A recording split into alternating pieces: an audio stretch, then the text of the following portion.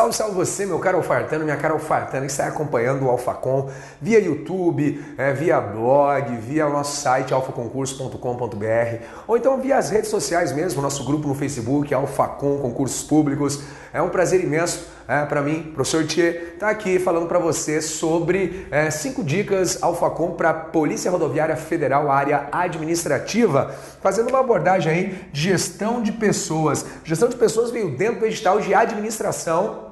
Noções de administração, aí alguns tópicos pertencem à gestão de pessoas e é por isso que eu estou aqui falando com você, tá certo? Dentro de gestão de pessoas, o tópico veio aí falando sobre o quê? Sobre o entendimento acerca do que seria a gestão de pessoas. É simples, gestão de pessoas, tá? É aquilo dentro da organização que procura ver as pessoas como seres humanos, tá? Como seres humanos, pessoa como ser humano.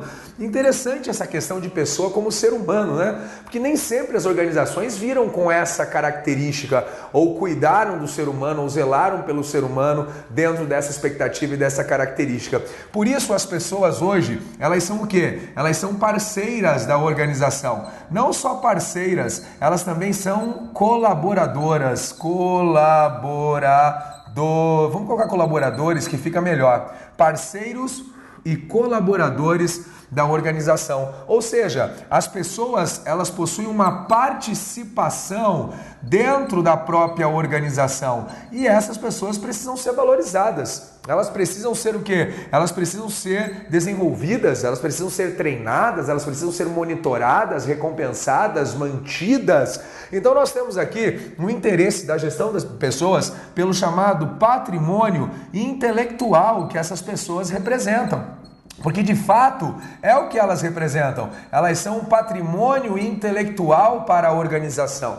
Lembrando que dentro da organização administrativa de uma instituição, nós temos a gestão de recursos materiais, que é aquela que se preocupa com as questões relacionadas aos estoques, ao almoxarifado, ao transporte dos produtos e tudo mais. Nós temos a gestão de finanças, a gestão financeira, ou enfim, o setor de contabilidade, que se preocupa com os recursos e tudo mais. E o órgão de gestão de pessoas, ele tem como objetivo a interação dos indivíduos dentro do ambiente de trabalho, a capacitação, não só pelo meio de cursos ou coisas do tipo, mas também por ações interativas que colaborem para a coesão da organização. A gestão de pessoas também procura desenvolver pessoas dentro desses setores, procura também os talentos que estão escondidos muitas vezes dentro da organização, procura também resolver as questões conflituosas, conflitantes, que hoje são uma constante, toda organização tem conflitos. É impossível nós entrarmos numa estrutura que não tenha conflitos e hoje a visão funcional, ela dá a entender que se o conflito for bem explorado, ele pode trazer benefícios para a organização. Então a gestão de pessoas, ela procura de uma forma ampla integrar os setores e as pessoas dentro da organização, sempre levando em consideração essas necessidades que as pessoas têm como seres humanos e também o fato de que elas são e representam um patrimônio intelectual. Então nós temos aqui dentro da organização alguns processos em gestão de pessoas, alguns processos que eu peço que você não se preocupe com a ordem deles, a ordem é o de menos. A ordem pode ser deixada de lado, a nomenclatura de certa forma também, porque existem sinônimos aplicados a esses processos. O importante é que você saiba que nós temos alguns processos como, por exemplo, o processo de agregar pessoas, o processo de desenvolver pessoas, nós temos o processo também de treinar pessoas, olha que interessante, de monitorar pessoas, tá? Monitorar pessoas, nós temos o processo de manter pessoas, nós temos o processo de recompensar pessoas. É uma série de situações de processos que nós temos aqui dentro da gestão de pessoas. Agregar, desenvolver, treinar, monitorar, manter e recompensar. Levando em consideração que isso tudo é necessário para que possamos reproduzir dentro da organização aquilo que a organização espera. É que possamos reproduzir dentro de uma interação pessoal aquilo que a organização quer dos seus colaboradores. Essa visão de interação, essa visão de pessoas como seres humanos, pessoas como parceiros, pessoas como colaboradores, ela é uma visão recente. As pessoas são pontuadas ou avaliadas dentro da organização ou vistas dentro da organização desde o século XIX, mas é recente aqui a preocupação que demos a esse patrimônio intelectual. Principalmente após a década de 1970, com a expansão da tecnologia, as pessoas passaram a ser valorizadas e vistas como um diferencial dentro da organização. Hoje, as organizações, as empresas, a produção, ela não vê apenas mais na tecnologia a busca por melhorias, porque a tecnologia é muito acessível. A tecnologia até de certa forma é barata do ponto de vista industrial e empresarial. Difícil é desenvolver pessoas que estejam aptas a utilizar isso. Difícil é desenvolver pessoas que estejam aptas a usar da melhor maneira a tecnologia disponibilizada ou disponível. E isso faz com que as empresas ou organizações invistam cada vez mais nesse processo socializante, nesse processo social que existe dentro das suas estruturas, fazendo com que as pessoas estabeleçam entre si relações, tá certo? E quando falamos da pessoa como ser humano, esse ser humano, ele apresenta a necessidade de relações.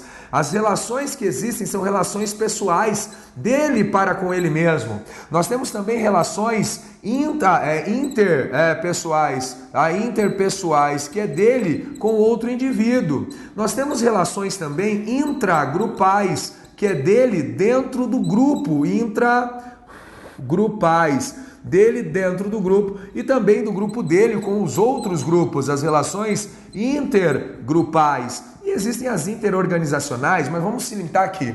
As pessoais, as interpessoais, as intragrupais e as intergrupais. Lembrando sempre de um macete, para que você não se confunda, tá? Quando eu falo de inter, é diferente de eu falar de intra. Intragrupal significa dentro de, tá? Dentro de. Intra. Inter significa com ou, tá? Com o. Então olha que interessante. Intergrupal significa de um grupo com outro grupo. Intragrupal significa dentro do próprio grupo. Não confunda isso, tá? Essa foi a primeira dica de gestão de pessoas, a gestão de pessoas em si. Agora falar um pouquinho sobre recrutamento e seleção. Interessante, né? Nós fazemos essa diferenciação porque recrutamento é uma coisa e seleção é outra, que se não for bem entendido pode trazer algum sério problema para você na hora de responder uma questão, tá certo? Lembrar que o recrutamento, ele pode ser um recrutamento interno, quando ele parte dentro da própria organização. A organização tem como objetivo valorizar os seus quadros, os seus talentos, os seus profissionais, e ela então abre um recrutamento interno. Também pode ser um recrutamento externo, que é quando ela procura novos talentos e ela visa buscar outras fontes outras fontes intelectuais, outras fontes de talento, outras fontes de capacidade fora da organização. E ele pode ser também misto. Ele pode ser misto, quando ele é tanto interno como externo. Alguns pontos que devem ser considerados. Qual é, das formas de recrutamento, a mais rentável, a mais econômica para a organização? Recrutamento interno. É mais econômica, você faz isso com uma circular, você faz isso com um e-mail, você faz isso com um anúncio a todos os setores, com uma comunicação formal ou informal, é mais fácil. É mais acessível e é mais barato.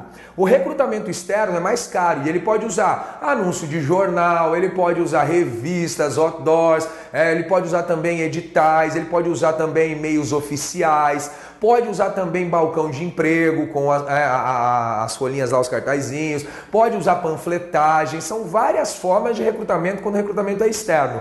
E o recrutamento misto mistura as duas formas, com uma circular interna e também com um anúncio externo. Lembrar que se é interno, o recrutamento não vai para anúncio de jornal. Se é interno, não vai para outdoor. Se é interno, não vai para painéis de divulgação ou coisas do tipo. Lembra sempre disso. O misto pode até conceber esse processo. O recrutamento, ele faz uma espécie de chamado, tá? O recrutamento faz uma espécie de chamado. E esse chamado é um chamado sempre muito amplo. O recrutamento é amplo. O recrutamento traz pessoas. O recrutamento chama pessoas. E ele oferece uma oportunidade. O recrutamento é isso. É a oportunidade para o indivíduo conhecer a organização, para o indivíduo adentrar na organização e deixar ali o seu currículo. Recebimento de currículo tem a ver com recrutamento. Recebimento de currículo tem necessariamente a ver com seleção. O recebimento do currículo, a análise do currículo, aí é seleção. Mas o recebimento dele pode estar relacionado ao recrutamento de pessoas. Aí vem a seleção. A seleção, o número de selecionados, olha aqui, ó, macetinho básico, ó. O número de selecionados, tá certo? Ele corresponde às vagas e às expectativas das vagas. O número de selecionados nunca será maior do que o número de recrutados. Simples, nunca será maior que o número de recrutados, porque o recrutamento é maior, o recrutamento é mais amplo, o recrutamento chama todo mundo, a seleção não, a seleção ela é excludente, a seleção é excludente, por quê? Porque ela seleciona, simples assim. Ela seleciona, então ela acaba escolhendo, selecionando indivíduos, tá certo? E ela acaba muitas vezes despachando, deixando outros de fora, dispensando outros. E a seleção, ela acontece por meio do quê? Por meio de entrevistas, ok? Entrevistas são a forma mais comum de seleção. Nós temos também análise psicológica, nós temos também testes, tá? Testes psicológicos, entre outros, são processos de seleção. A seleção, ela exclui o cara que resta, consequentemente será o escolhido. Então você tem testes psicológicos, entrevistas, análise de currículos, constando aqui entre as formas de seleção, currículos. Então lembra que eu falei, tá? Lembra que eu falei que aceitar, receber o currículo pode ser parte do recrutamento, mas a análise de currículos é seleção, tá? Testes psicológicos é seleção, você tem entrevistas fazendo parte da seleção, onde nós traçamos um perfil do candidato, do interessado, e verificamos se ele é, obviamente, apto àquela função. O objetivo de uma seleção rigorosa é diminuir a rotatividade da organização e fazer com que o indivíduo esteja satisfeito no seu ambiente de trabalho. Nós precisamos avaliar se o indivíduo se encaixa dentro da expectativa que existe no desenho daquela função ou cargo. Lembrar também que muitas vezes a seleção ela acontece, mas há uma identificação que o indivíduo ou do indivíduo que poderá ser usado em outros cargos, em outra área da organização. Isso é muito importante, isso é muito interessante, porque muitas vezes talentos são reaproveitados, são aproveitados em outras situações. Então, recrutamento e seleção, ela também segue a necessidade da demanda. Sim, existe uma demanda, mesmo quando as vagas não estão abertas. Porque aí a demanda, ou seja, há uma necessidade de buscar novos talentos para futuras negociações. Então fica bem atento com relação a isso, tá? Recrutamento e seleção. Também aí a nossa terceira dica agora, falando sobre liderança e motivação. Importante temática, pode aparecer de maneira simples ou de um pouquinho mais elaborada. Lembrar que a liderança é uma questão sociológica, tá? É uma questão social, ou seja, existe um reconhecimento da liderança, um reconhecimento do líder por parte dos liderados. Vale a pena você lembrar que chefe é uma questão hierárquica, é uma questão de hierarquia. E chefe é uma questão o quê? Formal, tá? É uma questão de hierarquia e é uma questão formal. A liderança não. A liderança muitas vezes ela diz respeito ao reconhecimento do grupo, sobre o indivíduo, sobre os aspectos daquele indivíduo. O indivíduo apresenta características que são úteis na hora de agregar valores. O líder é aquele que inspira os liderados a seguirem seus passos. O líder, ele motiva, ele transpira a liderança e ele faz com que os liderados queiram segui-lo. Então a liderança, ela é um processo de reconhecimento dos liderados. O líder emite um sinal de poder, os liderados decodificam esse sinal e devolvem o poder ao líder. Lembrando que o chefe daí já é uma questão formal e hierárquica, Porque depende do quê? Depende de um posto, depende de uma relação de trabalho, é uma relação legal, tá? Ou seja, baseada numa legalidade, o seu chefe está ali por uma questão de legalidade, que pode ser a meritocracia ou a conhecimentocracia, que é quando você conhece alguém que indica você. É mais ou menos isso, tá? E o líder hoje, existem hoje, na verdade, 3 formas concebidas de liderança que aparecem nas provas de concurso. Nós temos a liderança autocrática, ok? Nós temos a liderança democrática e nós temos a liderança liberal. Olha que interessante, autocrática, democrática e liberal. Lembrando que a democrática, ela pode abrir 2 vertentes. A autocrática, a liderança, o líder decide, ele decide, acabou e ele informa os liderados. Isso não significa que seja ruim, porque os liderados muitas vezes querem seguir o líder, independente da forma como ele chegou àquela decisão. Aí nós temos a liderança democrática, que pode ser a democrática direta ou a indireta. A democrática direta, o problema ou a questão é apresentada aos liderados, eles decidem e ao decidirem, obviamente a decisão é acatada e posta em prática. Isso é a liderança democrática direta. A democrática indireta, os liderados são apenas consultados. O líder vai lá, consulta, ouve a opinião, avalia algumas coisas, mas a última decisão cabe a ele. Essa é uma democrática indireta. E a liderança liberal, nós percebemos a ausência do processo mesmo, da figura do líder. E existe uma disposição dos liderados em gerenciar todos os processos, em tomar a frente, em tomar as decisões e tudo mais. Então, na liderança liberal, nós temos quase que a ausência da identidade de um único líder. Nem modelos onde a busca por novas lideranças faz parte da missão ou dos valores da organização, a liderança liberal é uma quase constante, tá certo? Quando falamos de motivação, nós falamos do quê? Nós falamos de um processo psicológico, tá certo? Um processo psicológico e é um processo também individual, tá certo? Individual. O que motiva um indivíduo pode ser que não motive o outro. E o interessante é que a motivação, ela busca o quê? Ela busca o estímulo para a ação. Esse estímulo para a ação é buscado de acordo com o interesse dos indivíduos. Por isso que a gente precisa analisar o indivíduo, verificar se o indivíduo, ele é um indivíduo disposto a ganhar motivação por questões de trabalho, por questão de evolução dentro do trabalho, por questões relacionadas a dinheiro ou não, a estímulos externos ou não. E o interessante é que esse estímulo para a ação considera algumas coisas. Deve considera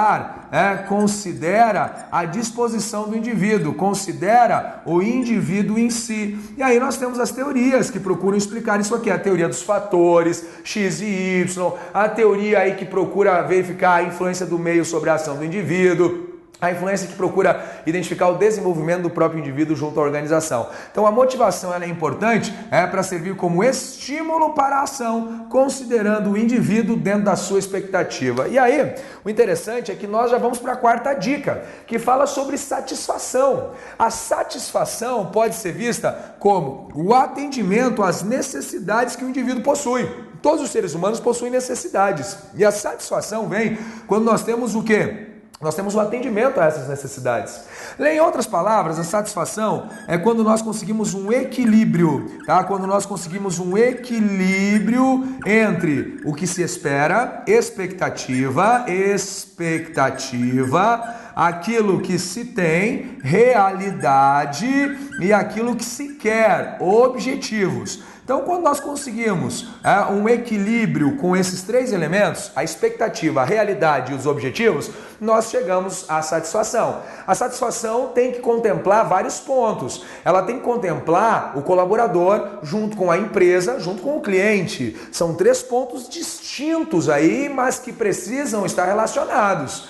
Não adianta só a empresa estar satisfeita. Aí ela ia cobrar um valor absurdo dos seus produtos e ia pagar muito pouco para os seus colaboradores. Consequentemente, ela estaria satisfeita. Por quê? Porque ela está arrecadando bem. Só que os seus colaboradores não estariam satisfeitos e os seus clientes também não estariam satisfeitos.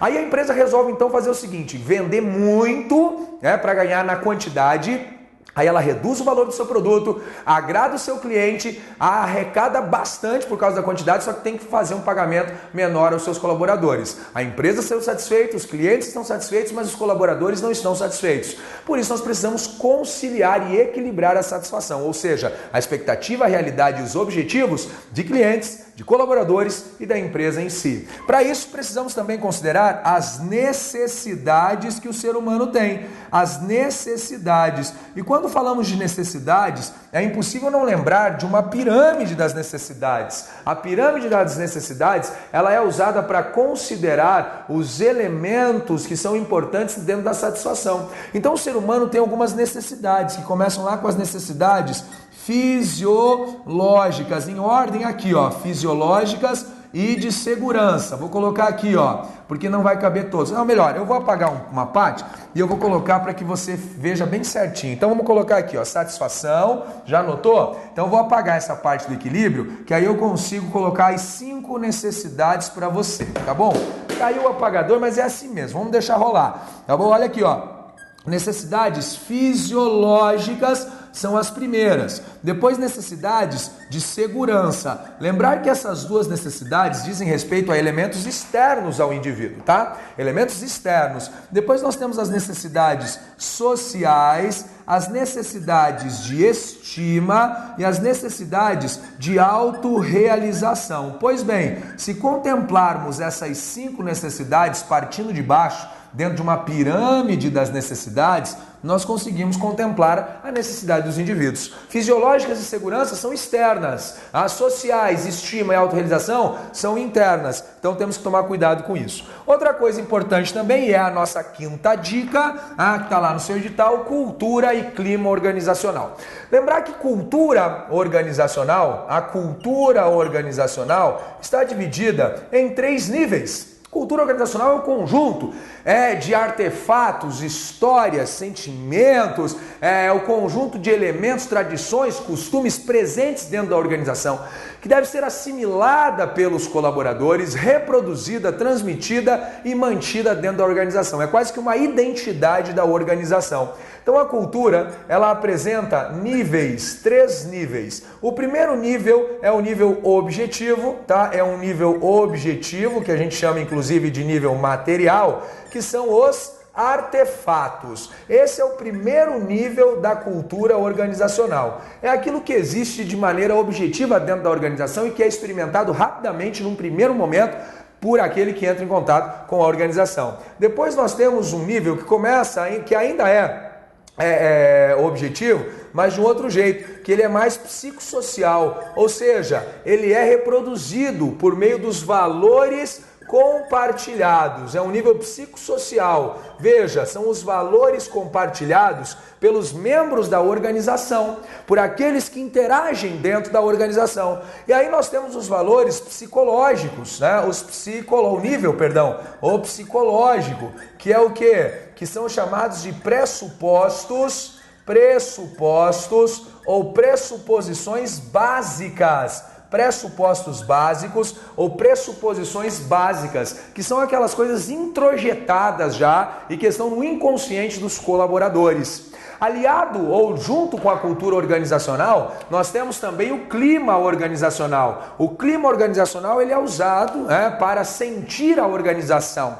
Ele é feito ou ele é constatado, ele é estudado, ele é avaliado e analisado, percebido. Há uma percepção sobre o clima organizacional por meio de testes, por meio de pesquisas de entrevista que analisam aí o sentimento das pessoas em relação à organização. Aquele sentimento que existe do homem junto à sua organização e a referência que ele faz dela. E o clima organizacional é importante porque ele nunca pode ser tocado, nunca pode ser visualizado, ele pode ser percebido ou sentido. Essas foram 5 dicas de gestão de pessoas que o Alphacon disponibilizou para você. Quer ter acesso a muito mais coisa? Visite o nosso blog, equipealphaconcursos.com.br, visite o nosso site, alphaconcursos.com.br e descubra uma infinidade de coisas que nós temos disponíveis para a sua preparação para terminar os seus estudos. Foi um prazer muito grande, um forte abraço. Até a próxima!